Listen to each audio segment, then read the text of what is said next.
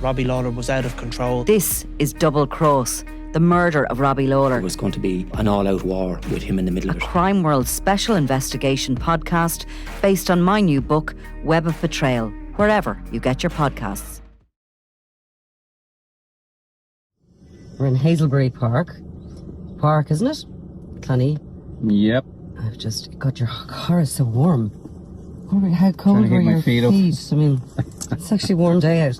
But anyway, so we're just sitting here because this morning, the Criminal Assets Bureau, we believe, are due to come here to take ownership, basically, of Stefan Saunders' house.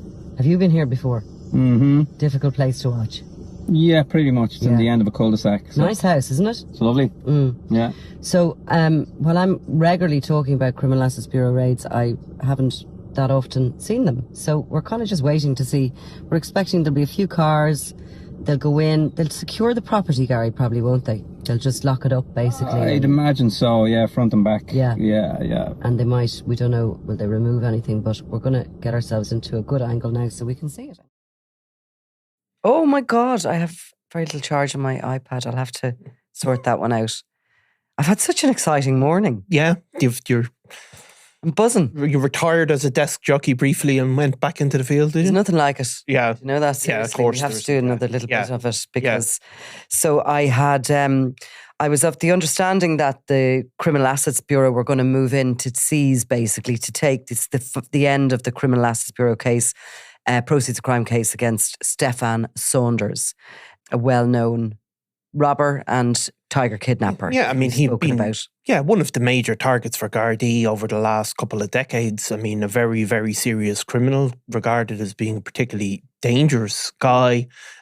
He certainly had been linked to a number of cash and transit raids, linked to a tiger kidnapping, and found not guilty of that. But he did ultimately spend a lengthy 7.5 years in prison for a foiled cash and transit raid. But since all of that, the Criminal Assets Bureau have gone after his assets, which were quite considerable. And so basically what happened this morning was, I think I mentioned in the video, it was a raid. It wasn't a raid. They were essentially moving in to seize this house. And this house will be put up for sale, and whatever it makes will go into the state coffers. That's the way of it. He's gone. Yeah. You know, I mean, I was actually going up there this morning going, what is he still in the house? Hardly. Yeah. He was hardly going to have a showdown or try to. He's gone, his furniture's gone, etc. But so the Criminal Assets Bureau officers come to the house, they let themselves in, they had a check around to make sure everything was okay. And then they proceed to secure it. So they will change the locks on it. They have to check the BER rating for sales purposes. Yeah. And obviously then they'll just block up the windows if they feel there's a necessity for that, because there have been some occasions that the houses that they have been vandalised, and some occasions that the houses have been ripped apart before they actually go in. Now, this wasn't so bad. Yeah.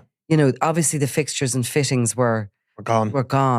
There was a television on nearly every wall. Nice, okay. See, it's actually the same in my house.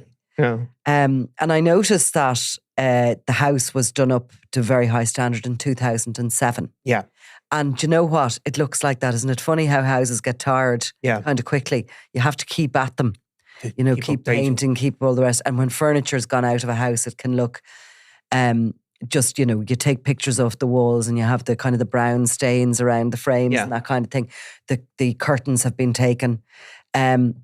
So it was, it's interesting, and they'll come and they'll spend their time doing that, securing that house and getting it ready for sale. Yeah, and I mean, it is a lovely house. Yeah. Is it 5 bedrooms, I think, that they said? There's 4 bedrooms, and then there's this kind of attic room, which you certainly could use as a bedroom, but there's no door on it. Yeah. So basically you go into the house, there's a marble everywhere. Yeah. And tiled hallway down to a kitchen at the back of it. And the kitchen, I'm sure, was very modern when it was initially put in. Yeah. But still nice. A conservatory off that. And to the left of you, when you go in the front door, is this very long, quite narrow actually, sitting room. Yeah. With a feature kind of brick wall. And there was obviously some sort of a strange grandfather clock or something on the wall. That's gone, but the outline of it is there. And to the right, when you go in the hall door, there's a very big, and it'll probably be something that will attract buyers. It's a big garage workshop. Right, okay. Like the length of the kind of the depth of the house, And I think that there was a business run there. Was there a clothing business? Yeah, there was a few businesses, and that also featured in the Cab case, where it was heard, it was the case put forward by Cab that the crime proceeds had also been used to fund those businesses. But yeah, there was a number of legitimate businesses. The clothing thing or something. And like there's remnants of that, the sort of the sewing and all the rest of that. There's a back garden, whose back garden looks particularly great at this time of year. Yeah. So it's a little bit, but it's, it's all patioed, and the conservatory, can't actually totally remember it now, but so you go back in, up the stairs in front of you when you come in the hall door. To the right is kind of the master bedroom, which has a walk-in wardrobe.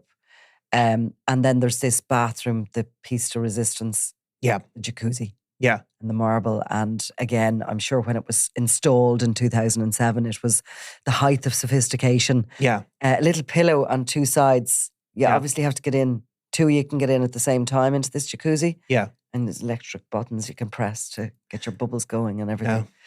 Yeah. All of this the spending on that house, it basically claimed between, I think, 2005 and 2008. So you're talking all like 20 years ago, effectively, now at this stage. So a huge amount of money went in. I think it was said that there was 120,000 spent on extending it and refurbishing it and doing it up. It was obviously a pretty new house, I'd say, when it was bought. It's in a newish estate, is it, in Clonee? Oh, it's really, really nice. Yeah. It's actually a gorgeous location as well, the house. Yeah. It's at the end of a kind of a cul-de-sac. I'm sure the neighbours are quite happy, to be honest with you, that this house is going to be sold, probably will be bought by a family. There's a kind of a big playing pitches, fields, walk areas in front of it, and all the houses are really well kept, really, really nice. Yeah. Very, very respectable and very respectable. Yeah. I mean, definitely, I'm sure that the Saunders raised eyebrows over the years, because the house was raided a number of times, and at one particular time, it was believed that he had cash reserves from a robbery, I think it was. Yeah. The Gardaí couldn't find it. So they actually went through the cavity walls of that house, believing that maybe he had stacked the cash up through the, in behind the walls of the house. But they found nothing, I don't think, at that stage. Yeah, because Stefan Saunders is in his late 40s now at this stage. So that's 20 years ago. So he was a very, very young man. Yeah, to be living there as well. Like this is, and it's described as being, in court, it was the judge described it as being grossly out of kilter with what he could possibly be earning. I mean, is Stefan Saunders will you see the like of him again? Because really what he focused on, and he was named as the head of an organised crime gang who was effectively involved in, I suppose, a dying art at this stage, which was bank robberies. Now, not the traditional 1980s bank robberies where you run in and say stick them up, but it was focusing really on cash and transit raids. And this was a huge threat at the time within the state at the turn of the century, where you hear it still now, and there's still cash being moved around, but obviously the level of cash being used by businesses is dramatically fallen. And cash and transit vans, for a period of time, were seen as, if not a soft touch, certainly something that was possible to generate huge amounts of income. Also, ATM robberies also went through a phase before where ATMs were being targeted. Now, you hear a lot less about it simply because for two reasons. Number one, the level of cash being used is far less. Also, the guards kind of came up with a strategy, and the banks came up with a strategy as well on how to deal with them. Certainly, there was far greater protection were ultimately given to cash and transit vans. Guards were monitoring them, and the defence forces were involved at times as well. Also, he was suspected of being involved in tiger kidnappings. Now, tiger kidnappings also had a sort of criminal peak, didn't they?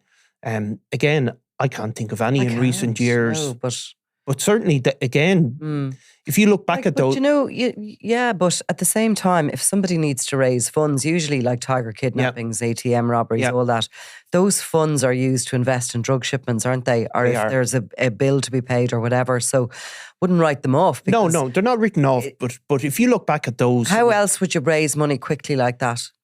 Well, you wouldn't. But if you look back at or from extortion, maybe. Yeah, so like Saunders was linked but not convicted of a raid on a Brinks Allied Security robbery, a van in Artane in Dublin in 2005, and 1.8 million in euros was gotten in that robbery. Yeah. So that's a huge amount of money. Now we still have cash in transit vans raided periodically, but I can't remember any in recent times. That's where more than 1 million has been taken. But there was a stream of them that did occur. Also, then you have a sort of the cash economy, I suppose, is slightly less. But the Stefan Saunders gang were specialists, and Eamon Dillon, our colleague, wrote, because he attended all these cab court cases, because they resisted. Stefan Saunders fought against it. They actually brought in forensic accountants and everything in the case. They just kept coming up with reasons. Yeah. We actually will have to put Eamon over it again. Yeah. Exactly how long the case went on, and I think it's about 4 or 5 years before the courts of him. Yeah, I mean, it's a lengthy process. But you heard, as part of that cab presenter case, and there was some really fascinating stuff about Saunders and an associate flying over to the UK, where they were stopped at Heathrow Airport, because they suspected him of watching a cash in transit flight. Right, money is being obviously flown in. I mean, you don't think of it, but presumably cash at some point. From airport to airport. To airport. So he was sort of carrying out some reconnaissance. Well, that was the suspicion, and he was stopped and questioned. So they were very prolific. Also, like the fact that even that he did buy this house, again, I don't think it's going to happen again. I mean... No, so if you think about it, they were spending all their money on it during the years of the crash, basically, up to 2008. Well, kind of, even maybe, before that, even effectively. Right, but so when everybody was spending money on houses. But so they were very young to have this house. This house is like... This is not your first house. No. This is your second or your third house, or maybe, do you know what? It's like your last house, that sort of way. If you had a family, you might have been sort of making your way up to this kind of property. Yeah. Huge, big, sweeping sort of front drive. You could certainly put 2 or 3 cars in it, and, plenty Which he of did room. put in. I mean, he had a BMW X5, whatever that is, because I don't know. Oh, I do, yeah. Yeah, but we're like, if you want a decade-old Toyota Corollas, I have information on them. But this one apparently cost 98,000. And you won't say anything bad about that after no, I won't. You passed your test and everything. NCT, yeah. But so there was not just there was also a second property. Was investigated by CAB, which was being used to rent out. So you're talking about people like any sort of people can blend into any sort of a neighbourhood, because I suppose those were years when some young couples did have absolutely loads of money, and if they didn't have it, the banks were giving it to them anyway. So people were living above their means anyway. At that stage, sort of the 2000 to 2007-8. But what would have really stood out in this area were those Garda raids that were happening, and any arrests. And I'm sure there was certainly surveillance put on the place over the course of the time. We ourselves, I mean, I was asking Gary Ash, had he been there before, and of course he had, because when Stefan Saunders was released from prison, we were attempting to try and get a photograph. And while there's plenty of places to take a photograph from in this house, it'd be very difficult to sit there because it's such a kind of a residential area. Yes, that people would see you, they'd notice the car was staying too long, they'd notice if anybody was hanging around, etc. And it proved actually very difficult to try and to photograph him. But I think somebody eventually did. Yeah, he was eventually photographed, and look, I mean, you heard in. I wonder where they're gone. I think they're in County Meath, but right.